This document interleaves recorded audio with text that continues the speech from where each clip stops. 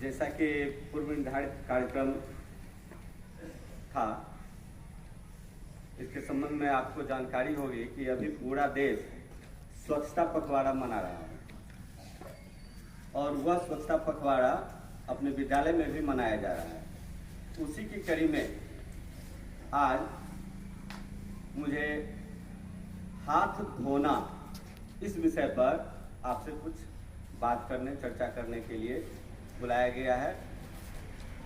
तो हाथ धोना, इसका संबंध स्वच्छता पखवाड़ा से कैसे है, पहले तो यह जान लें।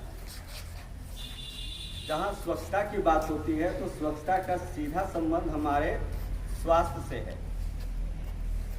मतलब जहाँ स्वच्छता है वहीं स्वास्थ्य है, और स्वास्थ्य के बारे में आप लोग बच्चे से जानते हैं कि स्वास्थ्य सबसे बड़ा धन है।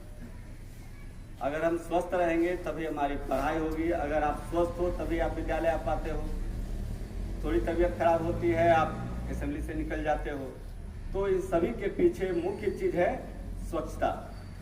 अब स्वच्छता का संबंध, क्लीनलीनेस का संबंध हाथ धोने से क्या है? क्या अगर हाथ मेरा गंदा है तो हम अस्वस्थ हो गए? कोई काम किए हाथ गंदा हो गया, क्या हम अस्वस्थ हो गए? कैसे अस्वस्थ नहीं हुए? काम कर रहे हैं, हाथ गंदा होगा। आप किसी तरह का काम कर रहे हो, कुछ भी काम का हाथ ऐसे भी खुला पड़ा हुआ है, तो क्या हाथ गंदा हो रहा है कि नहीं? कैसे? तो अगर यह गंदा हो रहा है, यहाँ प्रदूषण है, हो सकता है धूल लग जाए, तो इससे हमारे स्वास्थ्य पर क्या प्रभाव पड़ा? अगर हाथ गंदा है अभी तो कुछ नहीं, हाथ गंदा है धो लिए। तो धोए क्यों?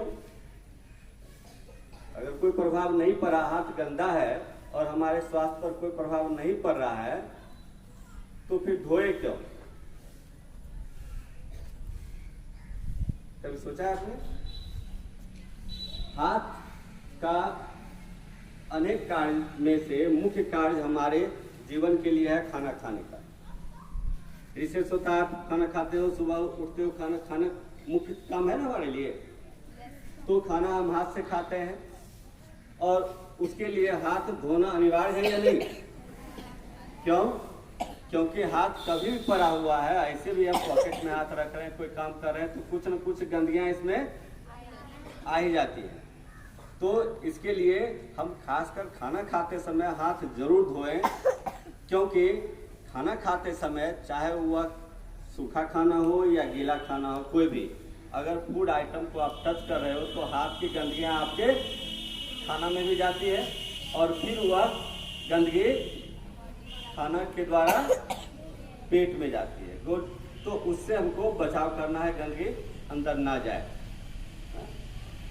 आप यहाँ भी रिसेस में जैसे लंच हुआ तो आप कुछ बच्चे बेल लगे और लंच खोले और खाना शुरू कर दिए बिना हाथ धोए। ऐसा नहीं करना है, क्योंकि बाहर से जो गंदगी मिल रही है वो तो आप धो लिए, और जो गंदगी अंदर चले गई वहाँ क्या करोगे? तब अनेक तरह की बीमारियां आएगी, है ना। अब मैं ज़्यादा नहीं बोलकर एक प्रश्न दे रहा हूँ आपके पास। आप इस संबंध में बताएं कि हाथ धो लिया हमने और खाना शुरू किया, तो हाथ धोने और खाना शुरू करने के बीच में कुछ काम छूटा है क्या?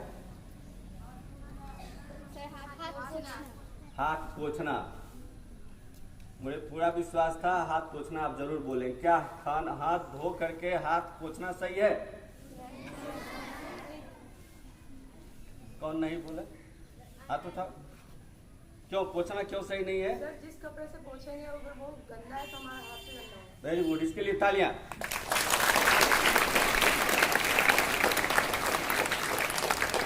बहुत सही जवाब। अब क्या है कि हाथ अगर हम धोए हैं तो नल पे ही हाथ ये करके थोड़ा सा ये कर लें, झाड़ लें, उसके बाद आप खाएं। दूसरी स्थिति, अगर आप हैंड वाइप कर रहे हो, पोंछ रहे हो, तो श्योर रहें कि वह फर्स्ट टाइम यूज हो रहा है।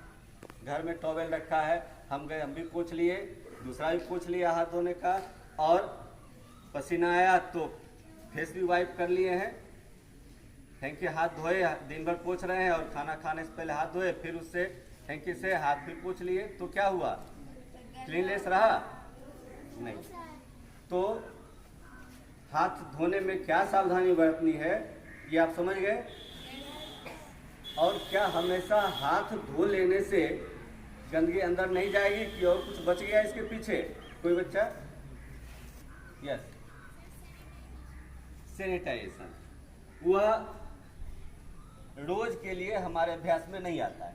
सैनिटाइज भी हम कर लें और अच्छी बात है अगर हमेशा पॉसिबल हो तो। अब हाथ धोने के पीछे उसका सबसे बहुत बड़ा सपोर्टिंग चीज है, जो गंदगी हमेशा हमारे हाथ में रहती है हाथ धोने के बाद भी, वो कौन सी गंदगी रहती है? हाथ तो धो लिए, वेरी गुड, मैं इनके लिए तालियां। नेल, आप कितना भी हाथ धो लो, नहीं पोछो, सैनिटाइजर भी मार लो, लेकिन आपके नेल बढ़े हैं, उसमें गंदगियां हैं, तो खाना खाते समय वह आपके शरीर के अंदर चली जाएगी। तो ये सब बात आप जानते भी थे, एक बार फिर हम चर्चा कर लिए, और इस आशा से कि आप अपने स्वास्थ्य और स्वच्छता के प्रति काफी जागरूक रहेंगे और दूसरे को भी जागरूक करेंगे। धन्यवाद।